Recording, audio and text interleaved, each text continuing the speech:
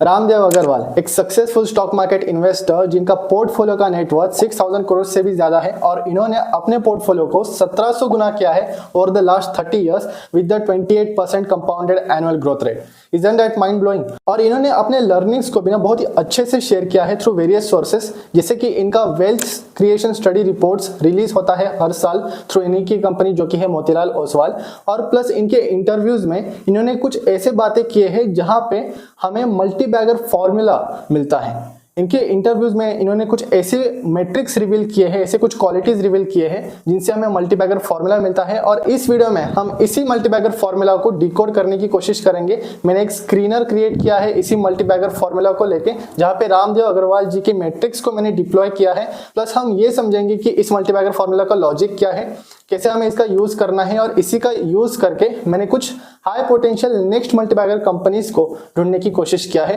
Top 2 companies मैं आपके साथ डिस्कस भी करूंगा और ये स्क्रीनर भी मैं आपके साथ शेयर करूंगा। पर उससे पहले आपके लिए एक चीज समझना जरूरी है कि मल्टीबैगर्स मतलब हमें पता है कि जो 100%, 500%, 1000% रिटर्न्स जनरेट करते हैं over the long term, over the multiple period. But multibagger बनते क्यों हैं, क्यों कंपनीज मल्टीबैगर रिटर्न्स जनरेट करती है, क्या क्वालिटीज है? तो उसके लिए आपको 2 मैट्रिक्स, मेनली 2 ही मैट्रिक्स है जिनको समझना जरूरी है आपके लिए, कि वो है वैल्यू एंड ग्रोथ। जब भी वैल्यू और ग्रोथ कंबाइन होते हैं तब वहां पे हमें मल्टीबैगर रिटर्न्स देखने को मिलते हैं। अभी वैल्यू और ग्रोथ को मैं क्वांटिफाई करता हूं तो हमें मिलता है ग्रोथ में अर्निंग्स ग्रोथ की कंपनी किस रेट से अपना प्रॉफिट कंपाउंड कर रही है, बढ़ा रही है, किस रेट ऑफ रिटर्न से प्रॉफिट यहाँ पे ग्रो कर रहा है। और उसी के साथ वैल्यू में हम कंसीडर करेंगे पीई रेशियो को, जो कि एक पॉपुलर वैल्यूएशन रेशियो है।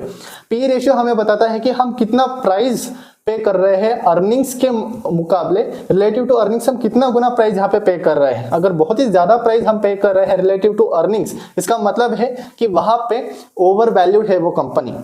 बट हमें हमेशा पी रेशियो को ग्रोथ के साथ देखना चाहिए, इसलिए पी और ग्रोथ को जब हम कंबाइन करते हैं अप्रोप्रिएटली तब हमें मल्टी बैगर फॉर्मूला मिलता है। और इसी चीज को बहुत ही डिटेल में मैंने समझाया है आगे वीडियो के अंदर कि कैसे ये मल्टी बैगर फॉर्मूला डिराइव हुआ है, क्या लॉजिक है हर एक मेट्रिक के पीछे, मल्टी बैगर होने के क्या कारण है, क्या क्वालिटीज है। बहुत ही डिटेल में हम एनालाइज करेंगे हर एक चीज को, और ये स्क्रीनर से भी आपको बहुत ज्यादा वैल्यू मिलने वाली है। तो चलिए सीधे इस वीडियो के साथ शुरू करते हैं।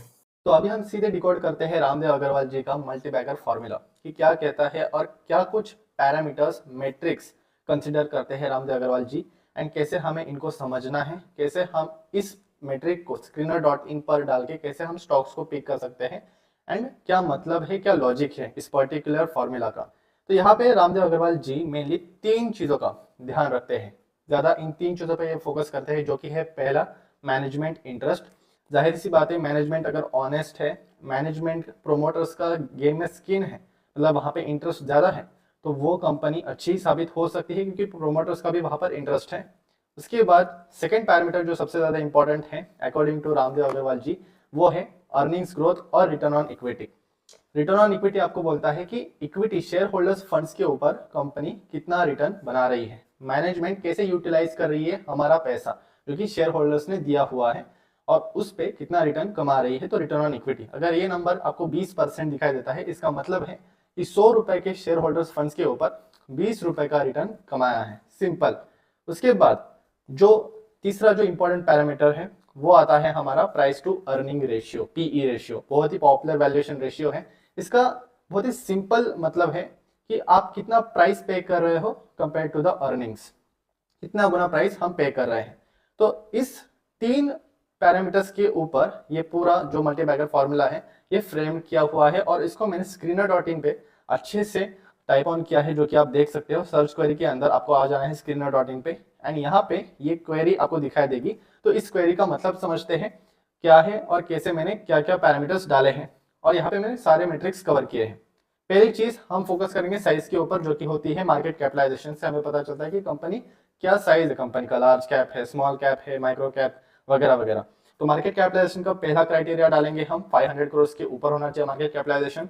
प्रोमोटर होल्डिंग पहला आ गया हमारा मैट्रिक, जो कि है प्रोमोटर होल्डिंग। अगर 40% से ऊपर है, ये नंबर मैंने 40% रखा है, कुछ लोग 50% भी रखते हैं, तो ये आप मॉडिफाई कर सकते हो अपनी रिस्क एपेटाइट और आपके एक्सपीरियंस के हिसाब से। तो यहाँ पे मैंने प्रोमोटर होल्डिंग को 40% से ऊपर रखा है, जो कि डिसेंट है। अगर 40% के ऊपर है प्रोमोटर की होल्डिंग उनके कंपनी में, तभी जाके हम उस पर्टिकुलर कंपनी को रिसर्च करेंगे फर्दर।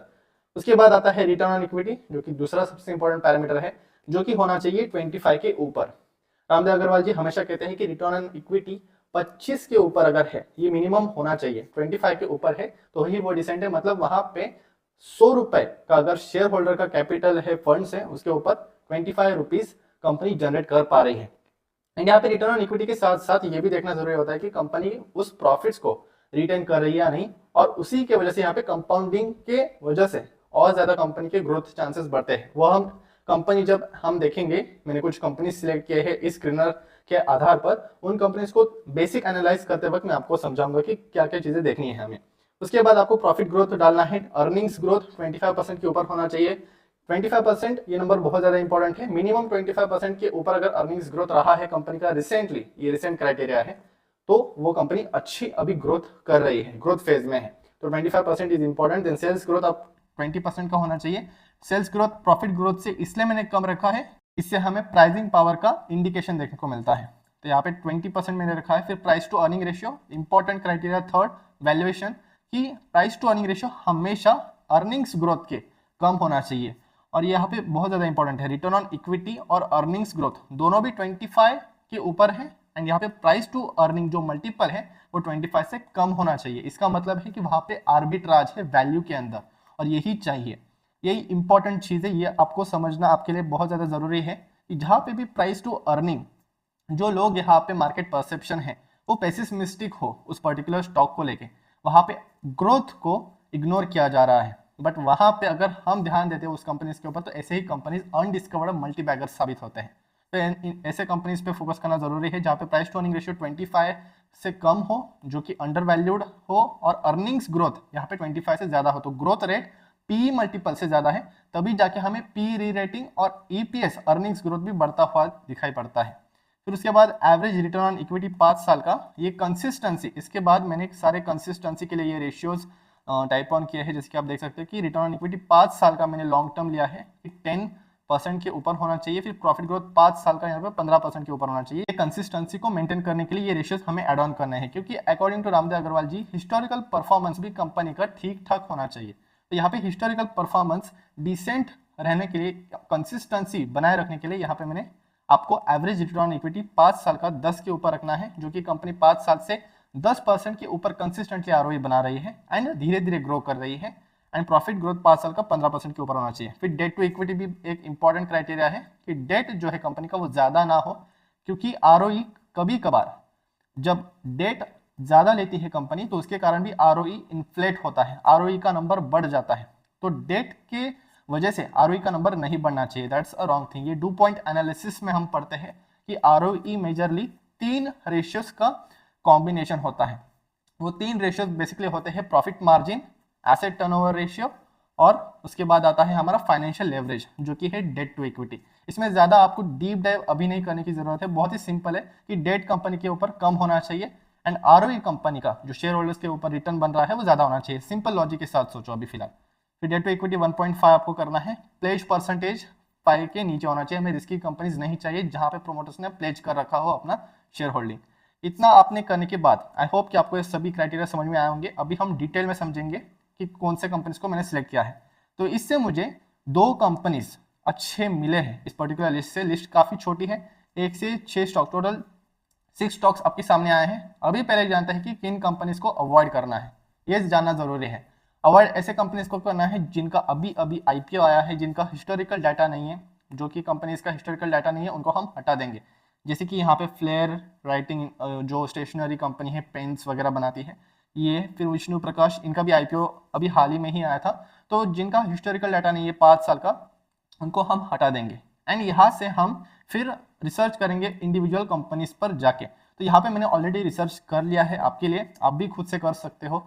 तो यहाँ पे मैंने जो 2 कंपनी सिलेक्ट किए हैं according to this screener, according to Ramdev Agrawal multi bagger formula, वो है रिफेक्स इंडस्ट्रीज लिमिटेड, और दूसरी जो कंपनी है वो है मोल्टेक टेक्नोलॉजीज लिमिटेड। तो ये 2 कंपनीज है, इनको सिलेक्ट किया है मैंने, और इन दोनों कंपनीज के बेसिक फाइनेंशियल एनालिसिस करेंगे, प्लस एक चीज ऐड ऑन करेंगे हम, जो कि है ऑब्वियसली टेक्निकल एनालिसिस। दोनों को भी कंबाइन करना है हमें, टेक्निकल एनालिसिस को भी और फंडामेंटल एनालिसिस को भी। फंडामेंटल एनालिसिस तो जरूरी होता ही है, आपको समझ होनी चाहिए बिजनेस की और उसके फाइनेंशियल्स की, क्योंकि वही होते हैं at the end of the day जो कि आपको मल्टी बैगर रिटर्न्स जनरेट करने में मदद करेगी, हाई कन्विक्शन जनरेट करने में मदद करेगी, क्योंकि fundamentals is what that drives the stock prices. Business अगर अच्छा है तो ही स्टॉक प्राइस उसी तरीके से रिएक्ट करेगा, नहीं तो नहीं करेगा। This is the basic understanding that we must have. तो रिफेक्स इंडस्ट्रीज लिमिटेड को पहले हम एक ओवरव्यू ले लेते हैं कि कंपनी क्या है, कैसे फाइनेंशियल्स है और किस तरीके के कंपनीज आते हैं इस पर्टिकुलर फ्रेमवर्क से। तो यहाँ पे कंपनी का मार्केट कैपिटलाइजेशन है 1485 करोड़, स्मॉल कैप कंपनी है। स्टॉक का P valuation, price to earning ratio 12.8 है। इसका मतलब है कि यहाँ पे मार्केट का परसेप्शन जो है इस कंपनी को लेके वो उतना यहाँ पे ग्रोथ प्रोस्पेक्ट नहीं है। ये बाय द वे आपको पी रेशियो कॉम्पिटिटिव पीयर्स के साथ कंपेयर करना चाहिए, जो कि इसके कॉम्पिटिटर्स यहाँ पे नीचे है। आपको दिखाई देगा कि इस कंपनी का पी रेशियो जो है ना वो कंपेरेटिवली बहुत कम है अकॉर्डिंग टू द कॉम्पिटिटर्स। और वैसे ये जो कंपनी है ये पियोनियर है, मार्केट लीडर है रेफ्रिजरेंट गैसेस सेगमेंट में। तो इस कंपनी का जो बिजनेस मॉडल है वो भी खास है, प्लस ये मार्केट लीडर है एक सेगमेंट में, पर उसका जो रेवेन्यू है वो कम है। तो ये कंपनी अभी फिलहाल यहाँ पे मैन्युफैक्चर करती है रेफ्रिजरेंट गैसेस, फिर कोल ऐश हैंडलिंग से इनका ज़्यादा रेवेन्यू आता है, लगभग 70-75% रेवेन्यू यहाँ से ही आता है। और पावर ट्रेडिंग में अभी रिसेंटली ये जा चुके हैं। तो यहाँ पे अगर हम फाइनेंशियल्स की बात करें पहले तो 12.8, इसका मतलब है कि यहाँ पे लोग जो है वो 12 रुपए पे करने को तैयार है 1 रुपए कंपनी से कमाने के लिए। तो ये प्राइस कितना गुना पे कर रहे हो आप अर्निंग्स के, अगर वो बहुत ही ज़्यादा है और फंडामेंटल्स में दम नहीं है तो फिर ऐसे कंपनीज से हमें कोई लेना देना नहीं है। बट ये अगर प्राइस टू अर्निंग रेशियो कम है एंड अर्निंग्स ग्रोथ क्या है यहाँ पे ये देखिए। पहले प्राइस टू अर्निंग्स को आपने एक बार देख लिया 12.8, फिर प्रॉफिट ग्रोथ है 45.2%, अर्निंग्स ग्रोथ रिसेंटली यहाँ पे 45.2%। तो आप देख सकते हो कि गैप कितना है। ग्रोथ रेट जो है कंपनी का अभी रिसेंटली वो 45% का है, जबकि पी सिर्फ 12.8 का है। यहाँ पे स्क्रीनर.इन पे आपको बढ़िया फीचर मिलता है, पी रेशियो को देखने का ग्राफ है यहाँ पे, और ये जो बार चार्ट है ये नीचे आपको, ये पीछे आपको ईपीएस दिखा रहा है, अर्निंग पर शेयर, जो कि अर्निंग्स बताती है कंपनी की कि अर्निंग्स ऊपर कैसे जा रही है एंड उसके रिलेटिव प्राइस कैसे ट्रेड कर रहा है। तो यहाँ पे हम कंपेयर करके देख सकते हैं। तो 10 साल का पी रेशियो मैंने ओपन किया है, तो आप देखोगे यहाँ पर तो मीडियन पी जो कंपनी का रहा है, मीडियन पी वो 7.9 का है एंड अभी रिसेंटली 12.8 का है। तो according to the median P हल्का सा यहाँ पे प्रीमियम पे है, क्योंकि कंपनी का यहाँ पे ग्रोथ भी है, राइट।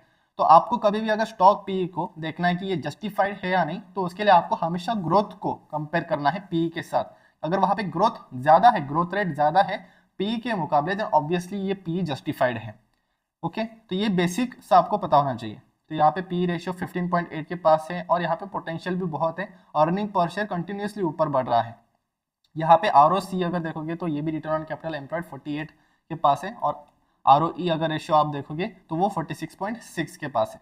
तो आरओई भी 46.6, अर्निंग्स ग्रोथ 45 के पास, एंड इंडस्ट्री पी और स्टॉक पी अगर आप देखोगे तो बहुत ही अंडर वैल्यूड है। अंडर वैल्यूड वे में आपको एक अच्छा अर्निंग्स ग्रोथ करने वाला स्टॉक आपको मिल रहा है। ऐसे ही स्टॉक्स जनरली मल्टी बैगर के संकेत दिखाती है, पर ऐसा जरूरी नहीं है कि हर कोई कंपनी अगर पी कम है और अर्निंग्स ग्रोथ ज्यादा है तो हमेशा मल्टी बैगर रिटर्न्स देगी। ज्यादा से ज्यादा डिपेंड करता है मैनेजमेंट एंड बिजनेस के ऊपर। इसके बाद भी आपको एनुअल रिपोर्ट्स कंपनी के कंटिन्यूसली अपडेट्स आपको चेक करने पड़ते हैं, अनाउंसमेंट्स देखने पड़ते हैं कि कंपनी के अंदर चल क्या रहा है। तो यहाँ पे एक इंपॉर्टेंट इन्फॉर्मेशन है जो कि आपको पता होनी चाहिए कि 50 लाख के इक्विटी शेयर्स यहाँ पे प्रोमोटर एंटिटी को अलॉट किए गए थे। तो यहाँ पे प्रोमोटर एंटिटी को एक्स्ट्रा यहाँ पे इक्विटी शेयर्स अलोकेट किए गए हैं, राइट, अलॉट किए गए हैं। तो ये और एक बार हमें प्रोमोटर का इंटरेस्ट दिखाता है। तो this is one positive trigger. तो अगर उस कंपनी में रिसेंट पॉजिटिव फंडामेंटल ट्रिगर्स निकल के आ रहे हैं, ऐसे पॉजिटिव संकेत निकल के आ रहे हैं कि बिजनेस में प्रोमोटर्स बाय कर रहे हैं, प्रोमोटर बाइंग हो रही है, या कंपनी ऑर्डर्स जीत रही है, या उस पर्टिकुलर बिजनेस के रिलेटेड कुछ भी पॉजिटिव चीजें हो रही है, तो ऐसे कंपनीज पे हमारा ध्यान होना चाहिए। प्लस फिर हमें जाके देखना चाहिए टेक्निकल चार्ट के ऊपर कि लॉन्ग टर्म में कैसा दिखाई दे रहा है, क्योंकि हमें ऑब्वियसली किसी भी स्टॉक में 1 महीना 2 महीना के लिए नहीं रहना है। मल्टीबैगर्स हमेशा अगर आप उसमें कम से कम 1 ईयर 2 ईयर्स तक रहते हो, अगर बिजनेस अच्छा कर रहा है तब जाके वो आपको अच्छे खासे रिटर्न्स देता है। So you should have a long term approach, या मिड टर्म अप्रोच में भी कई कबार अगर ग्रोथ फेज चल रहा है, सेक्टर टेलविंड्स चल रहे हैं, तो भी मिड टर्म में भी मल्टीबैगर रिटर्न्स कई कबार स्टॉक्स दे देते हैं। But we have to always keep long term mindset. यहाँ पे प्रोमोटर्स का होल्डिंग आप देख सकते हो कि ओवर एंड ओवर पीरियड यहाँ पे बढ़ रहा है। एफआईएस की यहाँ पे होल्डिंग्स नहीं है उतना, और डीआईएस की भी होल्डिंग यहाँ पे नहीं है, पर पब्लिक होल्डिंग जो है 50 से कम होकर 46 तक आ चुका है। तो एक अच्छी चीज होती है। पब्लिक वैसे भी रिटेल इन्वेस्टर्स हम जैसे लोग होते हैं जो कि वीक हैंड्स होते हैं, तो इनका होल्डिंग्स कम होना इज कंसिडर्ड गुड। तो यहाँ पे पब्लिक में हम देखते हैं कि कोई सुपरस्टार इन्वेस्टर है क्या। So I don't see any superstar investor. तो यहाँ पे हमने एक बार हम profit and loss statement check करते हैं, जो कि बहुत ज़्यादा इंपॉर्टेंट है कंपनी का। अभी recently P&L yearly P&L statement अगर हम देखें तो 2019 में यहाँ पे ग्रोथ आना शुरू हुआ एंड शेयर प्राइस भी इनका 2019 से ही बढ़ना शुरू हुआ। मैं आपको दिखाता हूँ। तो अर्निंग्स ग्रोथ के साथ ना प्राइस बहुत ही कोरिलेटेड है, बहुत शार्पली ये दोनों कोरिलेटेड है। अगर अर्निंग्स ग्रोथ किसी कंपनी में आ रही है, तेजी से बढ़ रहा है, तो उसका पी भी एक्सपेंड होता ही है। और पी और जब पी और अर्निंग्स ग्रोथ दोनों भी बढ़ते हैं तो प्राइस भी कंपनी का बढ़ता ही है। तो पी का भी बढ़ना जरूरी होता है एक्चुअली प्राइस के बढ़ने के लिए, क्योंकि प्राइस कैसा बनता है, आपको प्राइस टू अर्निंग रेशियो का फॉर्मूला पता ही होगा। प्राइस टू अर्निंग हम चेक कर रहे हैं, right. Share price divided by EPS हम करते हैं, जो कि अर्निंग्स ही समझ लो। और फिर इसी को ही अगर आप मॉडिफाई करोगे तो आपको शेयर प्राइस का भी फॉर्मूला समझ में आ जाएगा कि शेयर प्राइस को रिलेटेड है। यहाँ पे पी आ जाएगा और यहाँ पे ईपीएस आ जाएगा is equals to share price. तो दोनों पी भी यहाँ पे एक्सपैंड होना चाहिए, जो कि है पी। ये अगर ये पी यहाँ से एक्सपैंड करता है, एक्सपैंड कब करेगा पी, जब अर्निंग्स ग्रोथ भी बढ़ रहा है, मार्केट में परसेप्शन चेंज हो रहा है स्टॉक को लेके, तब जाके हमें मल्टीबैगर रिटर्न्स देखने को मिलते हैं। तो दोनों इंपॉर्टेंट चीज है। पहले तो अर्निंग्स ग्रोथ अगर आएगी तो मोस्ट ऑफ द चांसेस है कि वो कंपनी का प्राइस भी उसी तरीके से बिहेव करेगा। तो इतना ही चीज आपको समझना है कि प्रॉफिट ग्रोथ यहाँ पे बढ़ना चाहिए। प्रॉफिट ग्रोथ 32, 34, 45 एंड अभी 116 2023 से, और ट्रेलिंग 12 मंथ्स में भी ग्रोथ उतना ही रहा है, स्टेबल रहा है। तो यहाँ पे और अगर ऐसी ही ग्रोथ रहती है, अर्निंग्स ग्रोथ वैसे बहुत ही तेजी से बढ़ रही है। यहाँ पे अगर आप देखोगे इनके परसेंटेजेस, कंपाउंडेड प्रॉफिट ग्रोथ और कंपाउंडेड सेल्स ग्रोथ, तो वो काफी अच्छे हैं। ओवर लॉन्ग टर्म इन्होंने अच्छा खासा परसेंटेज मेंटेन किया है। So this is a very strong company. Profit and losses अगर आप देखोगे तो बॉटम लाइन अच्छे खासे तरीके से ग्रो हो रहा है और सेल्स भी अच्छे खासे तरीके से ग्रो हो रहा है। ऑपरेटिंग प्रॉफिट मार्जिन भी यहाँ पर कंटिन्यूसली एक्सपैंड हो रहा है, जो कि 8 से अभी 11% पर आ चुके हैं। सो ओवरऑल यहाँ पे अर्निंग्स बहुत ही तेजी से ग्रो कर रहा है। बैलेंस शीट के ऊपर अगर आप आओगे तो रिजर्व्स में भी यहाँ पे आपको बढ़ता हुआ ही दिखाई देगा। रिजर्व्स अगर बढ़ रहे हैं मतलब कंपनी ज़्यादा से ज़्यादा अपना जो भी प्रॉफिट कमा रही है वो रिटेन करके रख रही है। शेयर होल्डर्स को ज़्यादा डिविडेंड नहीं दे रही है। क्यों? क्योंकि यहाँ पे रिटेन करने से कंपनी के और ग्रोथ के चांसेस बढ़ते हैं। री इन्वेस्ट करती है प्रॉफिट्स ग्रोथ के लिए। तो यहाँ पे री इन्वेस्टमेंट चल रहा है कंपनी का, और यहाँ पे अपना सारा का सारा almost 96% of the profits company री इन्वेस्ट कर रही है अपने आगे फ्यूचर ग्रोथ प्रोस्पेक्ट्स के लिए, जो कि एक अच्छी चीज़ है। एंड यहाँ पे एक लिटिल आपको cash flow from investing activity में आपको कैपेक्स के बारे में पता चलता है। तो 72 करोड़ के कुछ यहाँ पे फिक्स एसेट्स परचेस किए है कंपनी ने, जो कि हमें और यहाँ पे डीप डाइव करना चाहिए देख के एनुअल रिपोर्ट में कि क्या हो रहा है। कैपेक्स अगर कंपनी कर रही है तो और भी बढ़िया रहता है वो। तो रिफेक्स इंडस्ट्रीज के मैं अभी टेक्निकल चार्ट के ऊपर आ जाता हूँ। तो यहाँ पे अगर आप देखोगे तो 2019 से अर्निंग्स ग्रोथ बूस्ट हुआ था, राइट। अभी हमने देखा। तो अगर आप यहाँ पे देखोगे तो 2019 में यहाँ पे ब्रेकआउट हुआ। ब्रेकआउट होने के बाद प्राइस जो है वो सीधे ऊपर चला गया। यहाँ पे मैं इंडिकेटर्स को क्लोज कर देता हूँ वंस। एंड यहाँ पे ब्रेकआउट हुआ 2019 में, एंड तब से ये कंटिन्यूसली एक असेंडिंग चैनल में है, एक अपवर्ड चैनल में है, and consistently higher highs and higher lows करते हुए ऊपर बढ़ रहा है over a long period of time. और उसके बाद अभी यहाँ पे ये स्मॉल कंसोलिडेशन जोन में है, राइट। तो यहाँ पे अपॉर्चुनिटी, हाँ फॉर श्योर यहाँ पे एक रैली हो चुकी है एंड हल्का सा कंसोलिडेशन अभी हो रहा है। अगर इसका भी ब्रेकआउट होता है then we can see a good upward movement. यहाँ पे अगर ब्रेकडाउन होता है then definitely we have to wait for more. और जो अच्छे अपॉर्चुनिटीज़ है वो मूविंग एवरेज के पास ही है। यहाँ पे अगर आप देखोगे तो अभी फिलहाल ये इसी मूविंग एवरेज के पास, जो कि इसका 50 मूविंग एवरेज है, यहाँ पे मैंने 50 200 लगा रखा है, 50 एंड 200। तो ये 50 मूविंग एवरेज के पास ही हॉवर कर रहा है प्राइस। तो इसके ऊपर अगर ब्रेकआउट देखने को मिलता है then that's a good opportunity. Company अभी भी अच्छी अर्निंग्स ग्रोथ दिखा रही है, एंड अगर ये नीचे भी आती है then definitely we can consider it if the things go well.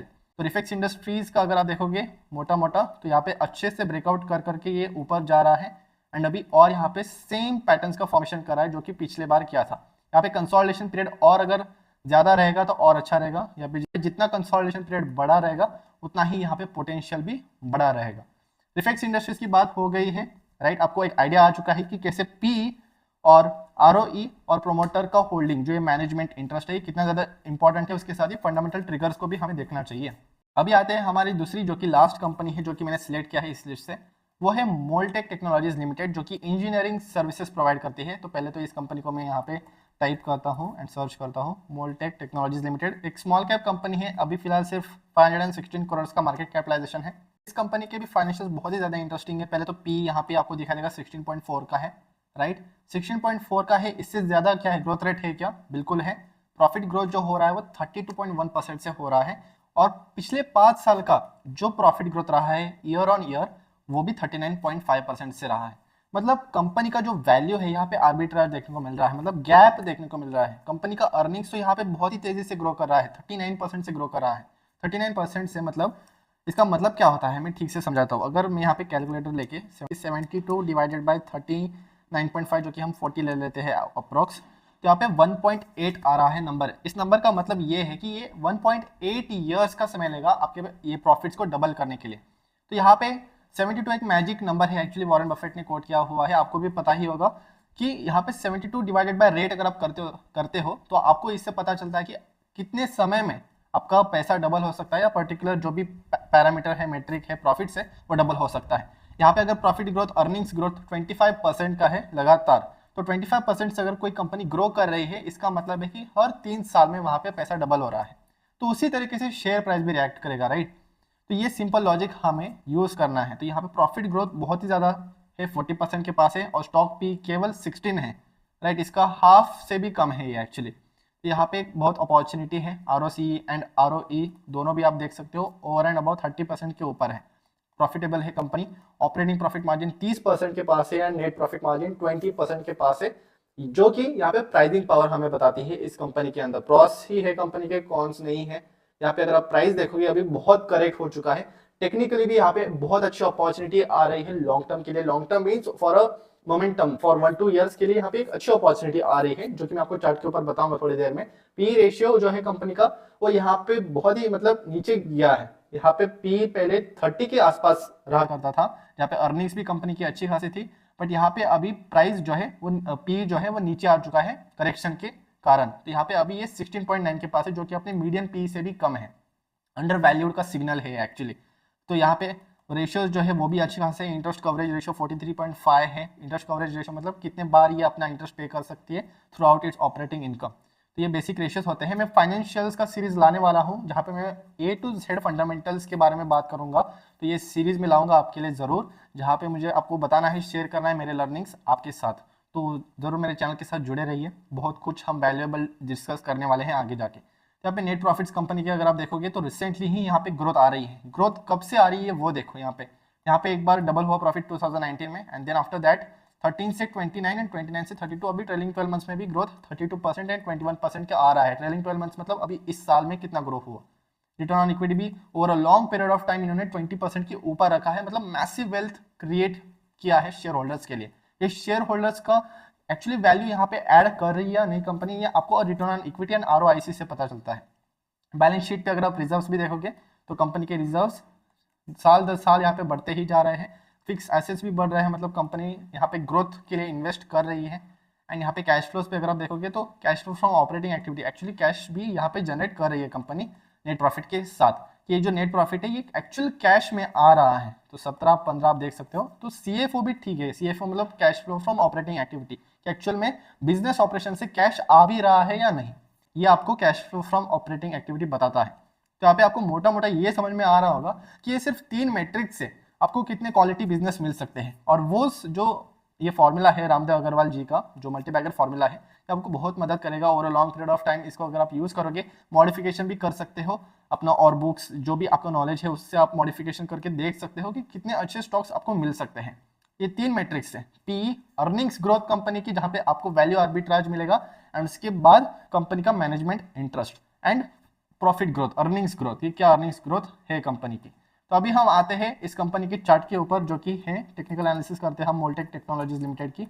Basically ये इंजीनियरिंग सर्विसेज कंपनी है। आपको ये फर्दर ऑन रिसर्च करना पड़ेगा, एनुअल रिपोर्ट पढ़ के, जो भी इनका पावर पॉइंट प्रेजेंटेशन होते हैं, वहां पे आपको बिजनेस का आइडिया मिलता है कि कंपनी आखिर पैसा कैसे बनाती है। ये फाइनेंशियल्स में आपको बेसिक आइडिया दे रहा हूँ।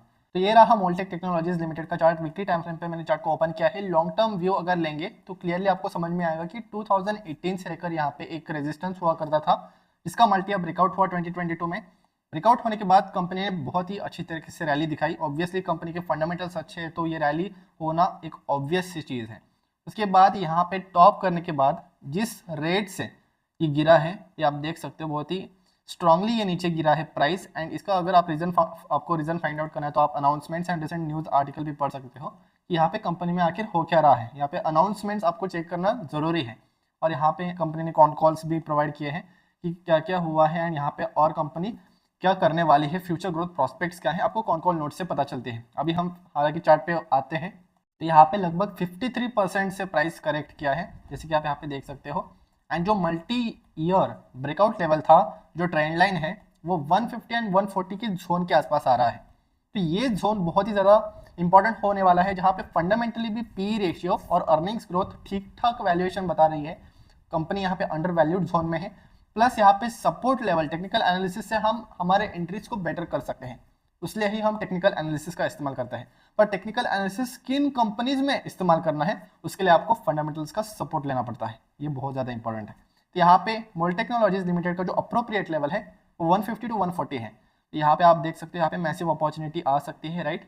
एंड यहाँ पे क्रूशियल सपोर्ट लेवल है जो कि हम कंसीडर कर सकते हैं हमारे लिए। तो ये 150 140 का बहुत इंपॉर्टेंट लेवल है, करेक्ट कर चुका है प्राइस।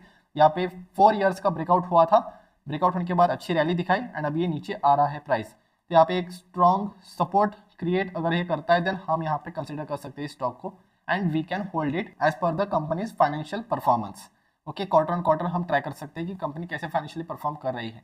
तो एक अच्छी अपॉर्चुनिटी है इस कंपनी में। तो Refex industries, Moltek technologies limited, इन दोनों कंपनीज को डिस्कस किया है, कैसे फाइंड आउट किया है इस कंपनी को थ्रू दिस फॉर्मूला, जो कि आपको नोट करना चाहिए, बहुत ही ज़्यादा इंपॉर्टेंट है। बहुत ही सिंपल कंसेप्ट है, पी और अर्निंग्स ग्रोथ ये दोनों ही मेजर कारण होते हैं किसी भी कंपनी में मल्टी बैगर रिटर्न्स जनरेट करने के लिए।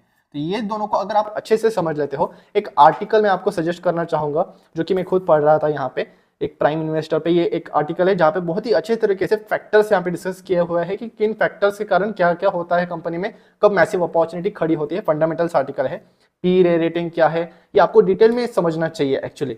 उसी कारण मैं इस आर्टिकल का लिंक भी नीचे दे दूंगा जो कि आप पढ़ सकते हो, क्योंकि I want you to learn and understand things very well. जो चीज़ें मैं खुद पढ़ रहा हूँ, सीख रहा हूँ, वही चीज़ें मैं आपके साथ शेयर कर रहा हूँ। अगर आपको ये वीडियो वैल्यूएबल लगी है, कुछ नया सीखने को मिला है, and if you found this video really useful, then you can consider subscribing this channel, and I'll meet you once again with another valuable video.